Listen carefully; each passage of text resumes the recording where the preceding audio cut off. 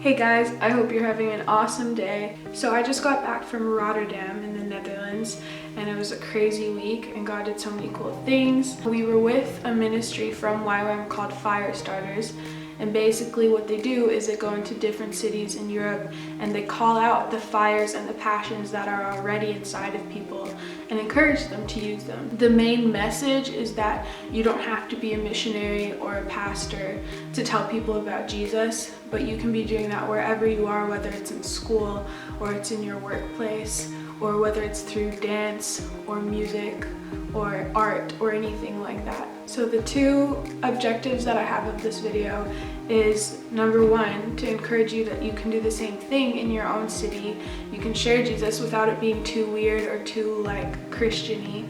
And the second thing is just to show you kind of what my life in YWAM looks like sometimes, because some of you may have no idea. The first day that we did ministry there, we got to go into a public high school, which is pretty crazy that a Western public high school would allow us to come in and speak about Jesus. So some of the teams split up and went into different classrooms, and they shared their life stories and why they believe that God is real. Myself and some of my classmates, we got to go into this huge foyer where a lot of them were at for their break, and we played worship music, which is cool because we got to fill that atmosphere with God's presence.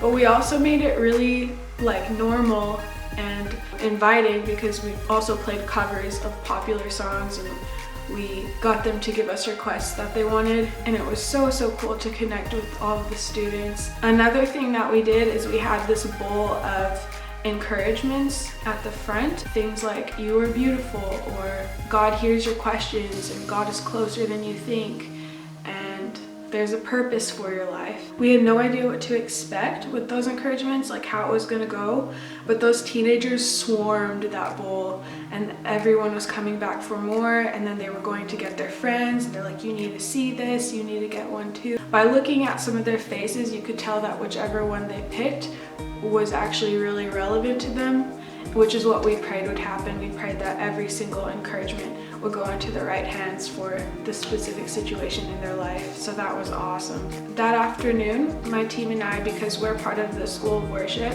we went to a train station in that area because the suicide rates are very high, and we brought our guitar and our cajon and we stood and we worshiped and we told God how good he is, and we invited his presence there, and we prayed for all depression and all hopelessness and all darkness to leave that area in the name of Jesus. One thing that was really cool is it was super cloudy and rainy when we got there and really dark, and when we started worshiping, all of a sudden out of nowhere the sun came out so bright and so golden and beautiful, and it honestly was a metaphor of what was happening in the atmosphere of that place. So it was awesome.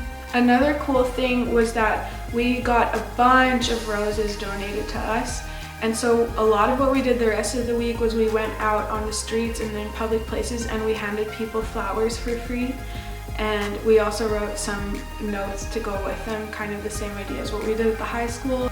And honestly, like, part of the reality of it is that you do get rejected a lot because some people didn't realize that the flowers were free, and some people just are not interested, and that's okay because God doesn't need you to defend himself. He speaks for himself in creation, but it's just our job to say yes and to do our best to bring hope to people.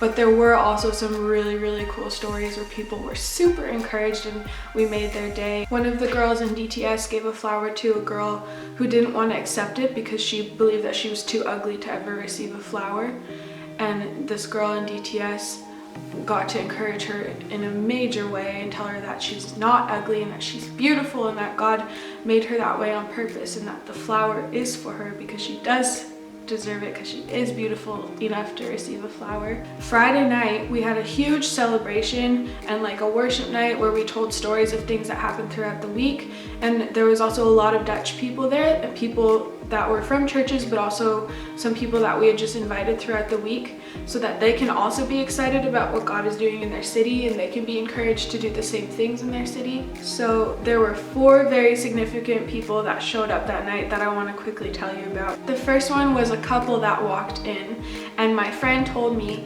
that she had been in their neighborhood and she left a flower and a note with the address of this place on their doorstep. And so because of that flower and because of that note, they came to that night. The second one was a man in the front row who, while we were telling stories about what happened during the week, he suddenly stood up and said, "I have a story too." And he said that also someone who was in this room, he didn't know who it was, had left him flowers and a note, and that's why he was there, because someone in the room had given those to him. And then the third one, super crazy. These two teenage boys that were in the back row, they came to the front, and the one explained that he didn't grow up in a Christian home, but he had kind of considered himself a Christian. But the last few years, there had been like a lot of trauma in his family. That's when he started to wonder if there was something more. And that morning, a girl in our DTS had met those boys in like the mall because they were there just working on a project and filming something. And she was super kind and showed interest in what they were doing, tried to build a relationship, which, side note, that's what it's about. It's not just about adding numbers to people who become Christians, and it's not just about trying to quickly get them to accept Jesus and then leave. That's not what Jesus' heart is. It's about relationship, and it's about showing them that they are cared for and that they are seen and that you love them. But anyway, jumping back to the story, she also gave them a flower and she explained what we were doing, and then she invited them to the celebration that night. So even though the boys had other plans, they decided since they were in the city, they would come and check it out. And so here is the crazy part. As the boy was standing at the front and telling us this, he said, 2 minutes ago, I got a message that the train that my friend and I were supposed to be on right now just got into a huge accident. And if we had not come here, and if that girl had not invited us here and met us at the mall, we would have been in that accident on that train right now. So crazy. It's just so obvious that God is in every single detail, and that it was definitely not an accident that they were there that night, because it potentially saved their lives. So at the end of the night, everyone was encouraged. If you're sick of religion, dead religion, and if you're empty and looking for something more, if you want this life, this amazing, abundant life that Jesus can give, then we invite you to stand up and to say yes to him.